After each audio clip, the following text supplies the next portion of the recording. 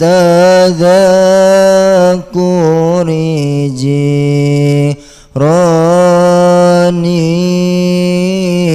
بذي سلامي ما زاجت دمعا جرى من مقلة بدمي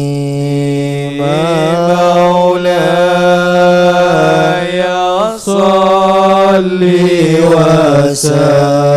وسلم دائما أبدا على حبيبك خير الخلق كلهم أم هبت الريح من تلقاء كاظمة وأومض البرق في الظلماء من إضامي مولاي صل وسلم دائما أبدا على حبيبك خير الخلق كلهم فما لعينيك إن قلت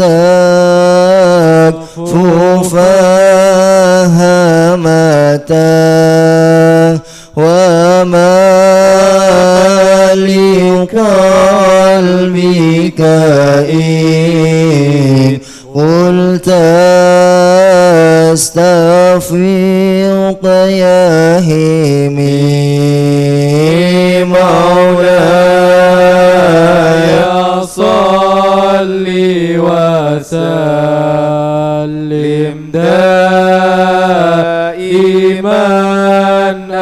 أبدا على حبيبك خير الخلق كلهم أيحسب الصب أن الحب منكتم ما بين منسجم منه ومضطرم مولاي صل وسلم دائما أبدا على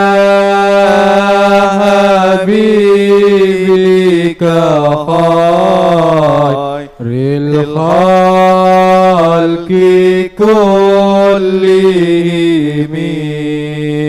لولا الهوى لم تريق دمعا على ضلالين ولا أريقت لذكر الباني والعالمين مولاي صل وسلم دائما أبدا على حبيبك خير الخلق كلهم. فكيف تنكر حبا بعدما شهدت به عليك عدول الدمع والسقم. مولاي صل وسلم دائما أبدا على حبيبك خير الخلق كلهم.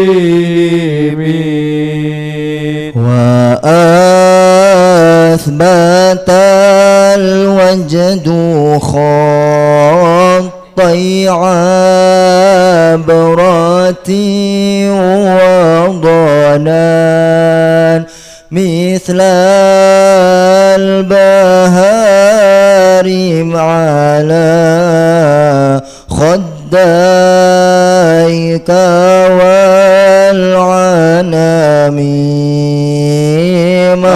مولاي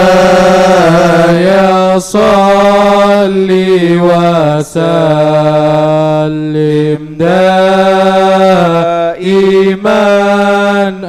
أبدا على حبيبك خير الخلق كلهم. نعم سرى طيف من أهوى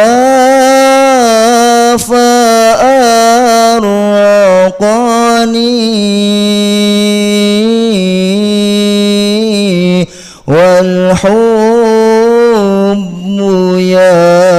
يعترض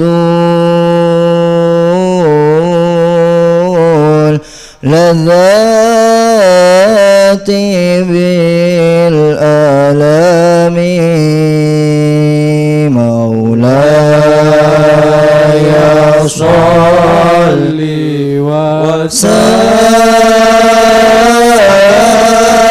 وسلم دائما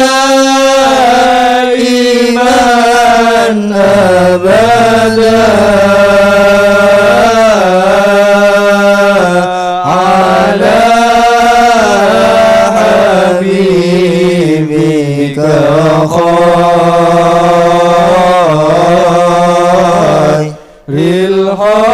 الخلق كلهم. يا لائمي في الهوى عذري معذرة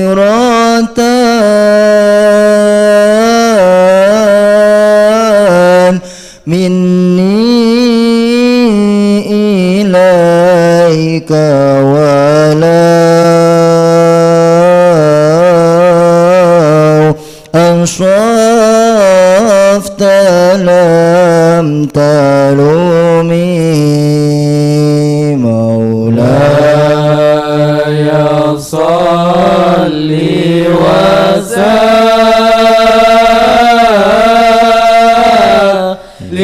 دائما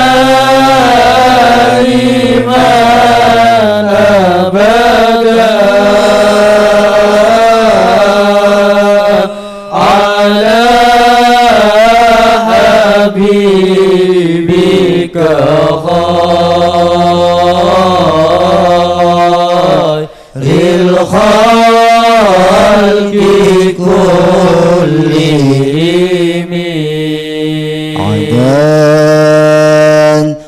حالي لا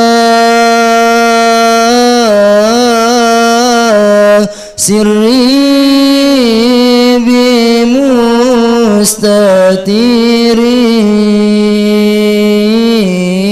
بمستتيرين علي الوشاة ولا دائي بمنحسم مولاي صل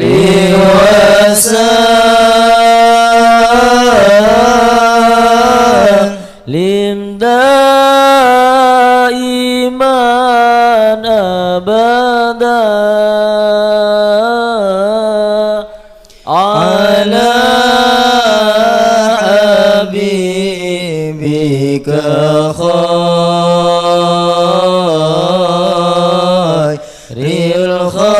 الخلق كلهم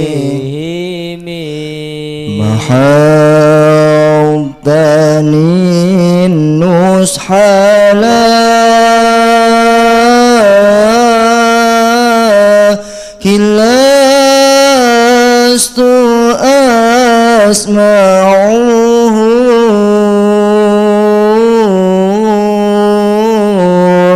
إن المحب عني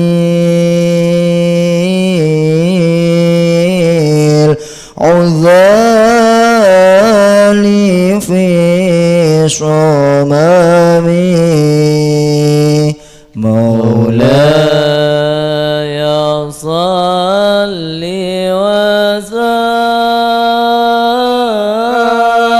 وسلم دائما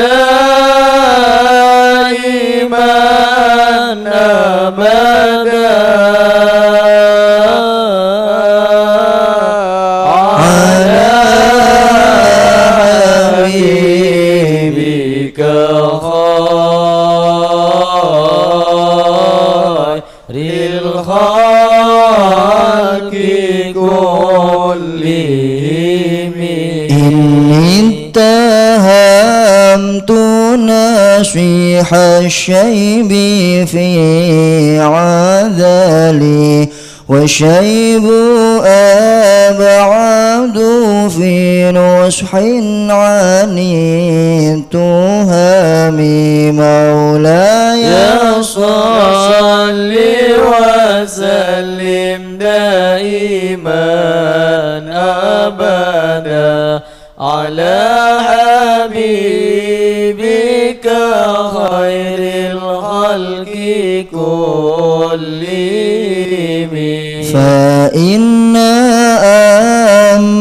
أمارتي بالسوء ما تعرض من جهلها بنذير الشيب والهرم ولا أعدت من الفعل الجميل يقيرا ضيف ألم برأسي غير محتشم مولاي صل وسلم دائما أبدا على حبيبك خير الخلق كلهم لو كنت أعلم أني ما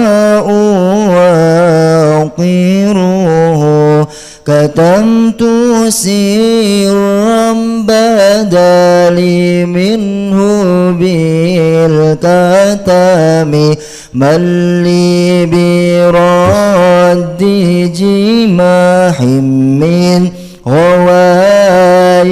غواياتها كما يرد جماح الخيل باللجوم النجوم مولاي صل وسلم دائما أبدا على حبيبك خير الخلق كلهم فلا تروم بالمعاصي كسر شهواتها إن الطعام يقوي شهوة الناهم والنفس كالطفل إن تهمله الشاب على حب الرضاع وإن تفطمه يا فاطم مولاي صل وسلم دائما أبدا على حبيبك خير الخلق كلهم فاصرف هواها وحاذر أن توليه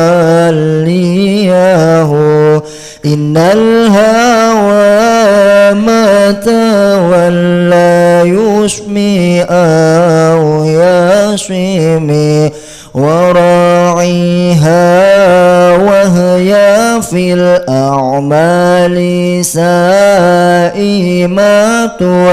وإن هي استحلت المرعى فلا تسمي مولاي صل وسلم دائما أبدا على حبيبك خير الخلق كلهم كم حسنت لذة للمرء قاتلة من حيث لم يدري أن السم في الدسم واخشى الدسائس من جوع ومن شباع فربما خماصة شر من الطخام مولاي صل وسلم دائما أبدا على حبيبك خير الخلق كلهم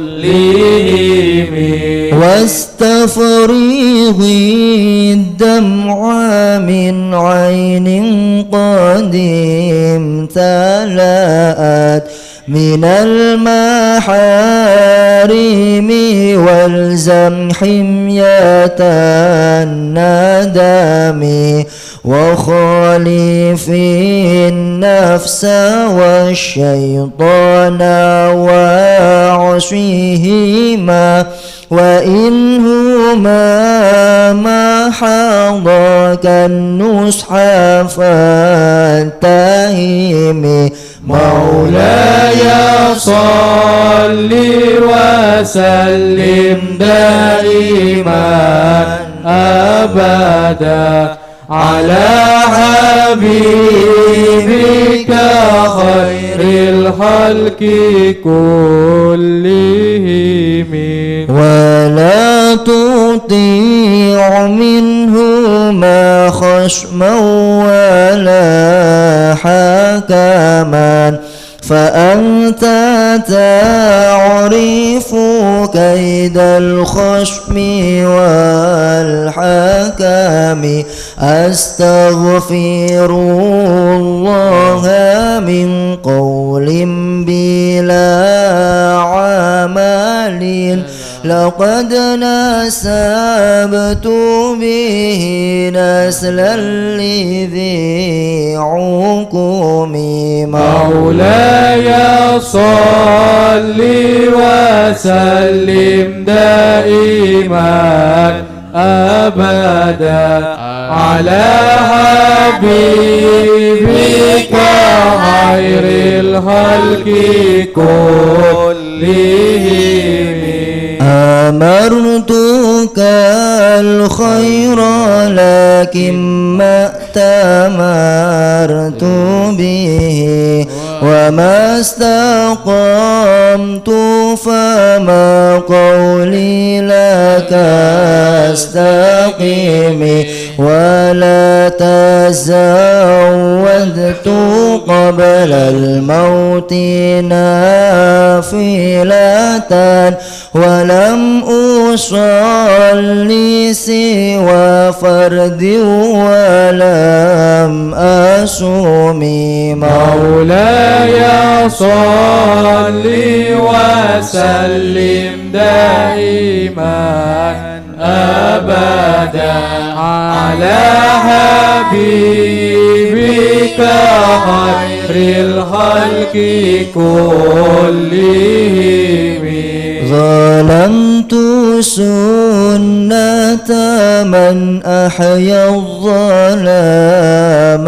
إلى أن اشتكى قدمه الدر من ورم وشد من سغاب أحشاءه وطوى تحت الحجارات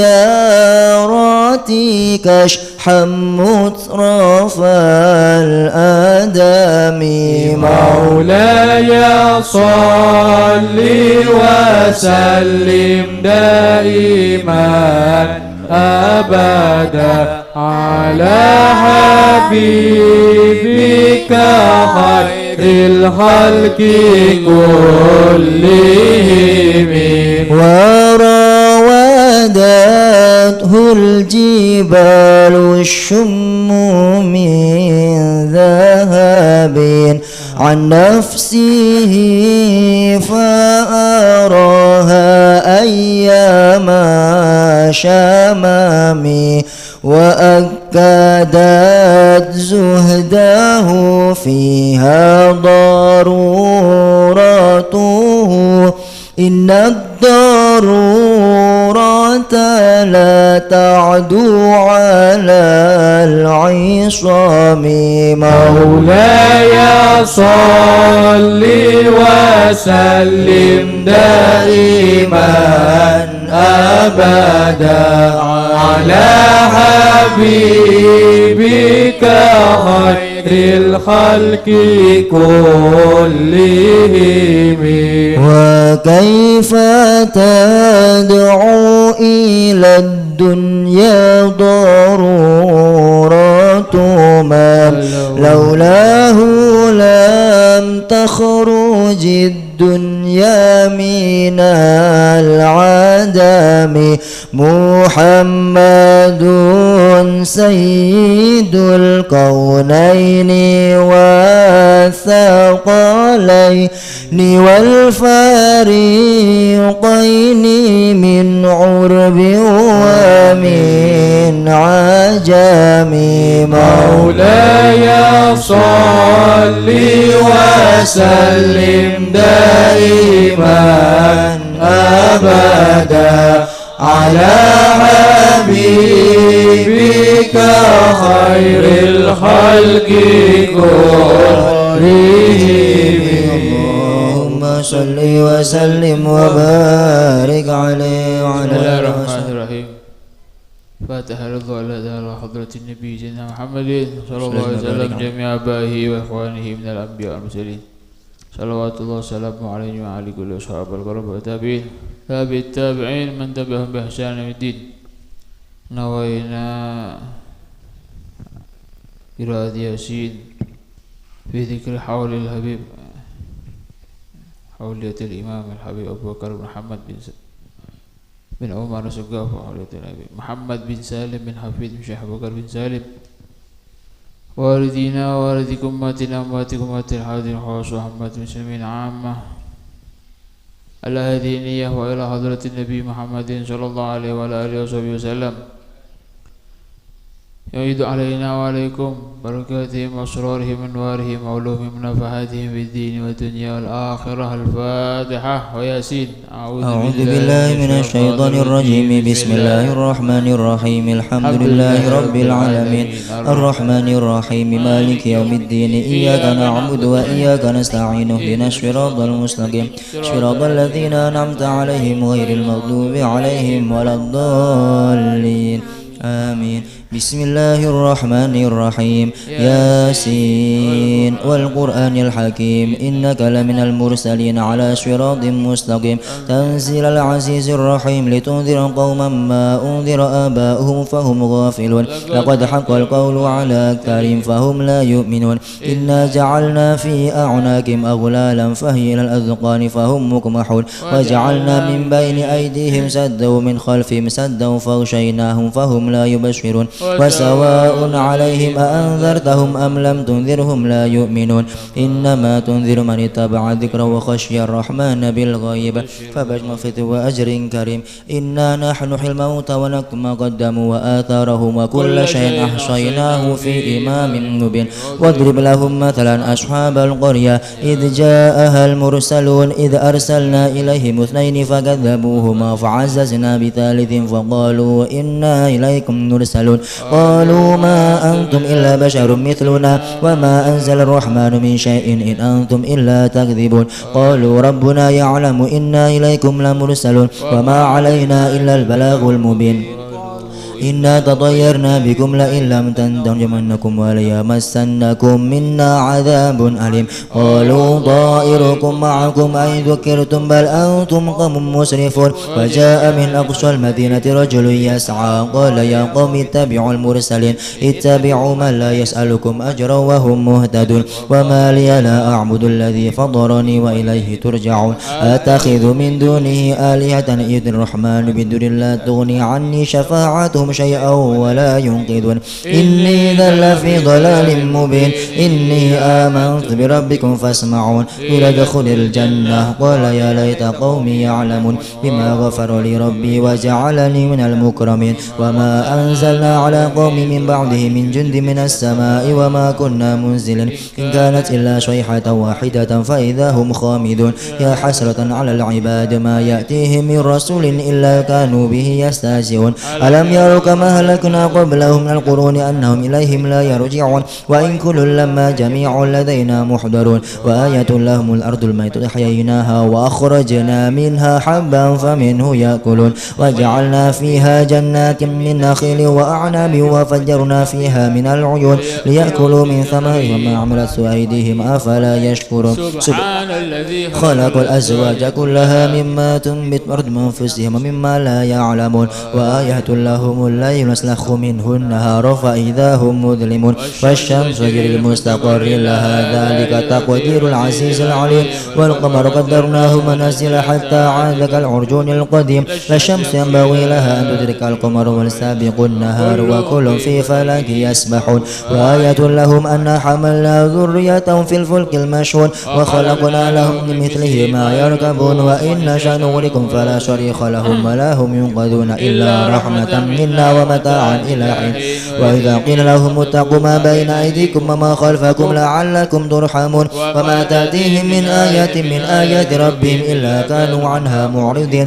وإذا قيل لهم أنفقوا مما رزقكم الله قال الذين كفروا الذين آمنوا لن يشاء الله أطعما إن أنتم إلا في ضلال مبين. ويقولون متى هذا الوعد إن كنتم صادقين. ما ينظرون إلا صيحة واحدة تأخذهم وهم يخصمون. مجرمون فلا يستطيعون توصية ولا إلى أهلهم يرجعون ونفخ في الصور فإذا هم إلى ربهم ينسلون قالوا يا ويلنا من بعثنا من مرقدنا هذا ما وعد الرحمن وصدق المرسلون كانت إلا صيحة واحدة فإذا هم جميع لدينا محضرون فاليوم لا تظلم نفس شيئا ولا تجزون إلا ما كنتم تعملون إن أصحاب الجنة اليوم في شغل فاكهون هم وأزواج في ظلال على الأرائك متكئون لهم فيها فاكهة ولهم ما يدعون سلام قولا من رب رحيم وامتازوا اليوم أيها المجرمون ألم نعهد إليكم يا بني آدم ألا تعبدوا الشيطان إنه لكم عدو مبين وأن يعبدوني هذا صراط مستقيم ولقد أضل منكم جبلا كثيرا أفلم تكونوا تعقلون هذه جهنم التي كنتم توعدون اصلوها اليوم بما كنتم تكفرون اليوم نختم على أفواههم وتكلمنا أيديهم وتشهد أرجلهم بما كانوا يكسبون ولو نشاء لطمسنا على فاستبقوا الصراط فأنى يبصرون ولو نشاء لمسخناهم على مكانة فما استطاعوا مضيا ولا يرجعون ومن نعمر في الخلق أفلا يعقلون وما علمناه الشعر وما ينبغي له إن هو إلا ذكر وقرآن مبين لينذر من كان حيا ويحق القول على الكافرين أولم يروا أنا خلقنا لهم مما عملت أيدينا أنعاما فهم لها مالكون وذللناها لهم فمنها ركوبهم ومنها يأكلون ولهم فيها منافع ومشارب أفلا يشكرون واتخذوا من دون الله آلهة لعلهم ينصرون لا يستطيعون نصرهم وهم لهم جند محضرون فلا يحزنك قولهم إنا نعلم ما يسرون وما يعلنون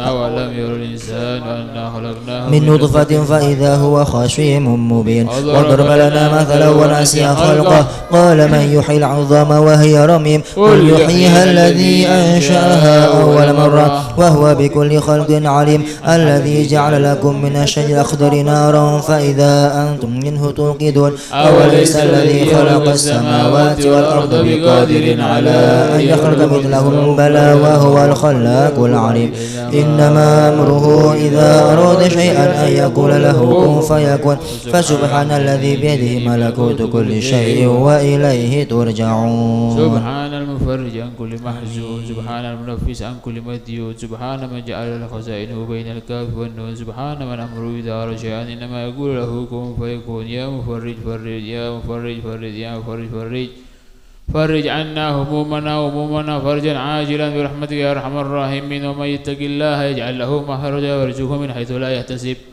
ومن يتوكل على الله فهو حسبه إن الله بالغ أمره قد جعل الله لكل شيء قدرا بسم الله الرحمن الرحيم الحمد لله رب العالمين اللهم صل وسلم على سيدنا محمد وعلى آله وصحبه وبارك وسلم أجمعين اللهم إنا نستحفظك ونستودعك أدياننا وأبداننا أنفسنا وأهلنا وأولادنا وأموالنا كل شيء أعطيتنا اللهم اجعلنا وإياهم فيك نفيك وأمانك وأيادك من شيطان مريد وجبار عنيد وذي بغي ذي حسد من شر كل ذي شر إنك على كل شيء قدير اللهم جملنا بالعافية والسلام وحققنا وإياهم بالتقوى والاستقامة وعذنا من موجبات الندامة إنك سميع الدعاء اللهم اغفر لنا ولوالدينا أولادنا شيخنا إخواننا في الدين أصحابنا لمن حبنا فيك ولمن أحسن إلينا والمؤمنين والمؤمنات والمسلمين والمسلمات يا رب العالمين وصل اللهم على عبدك ورسولك سيدنا محمد ومولانا محمد وعلى آله وصحبه وسلم وارزقنا كمال المتابعة لهم ظاهرا وباطنا في عافية وسلامة برحمتك يا أرحم الراحمين أفضل الذكر فاعلم أنه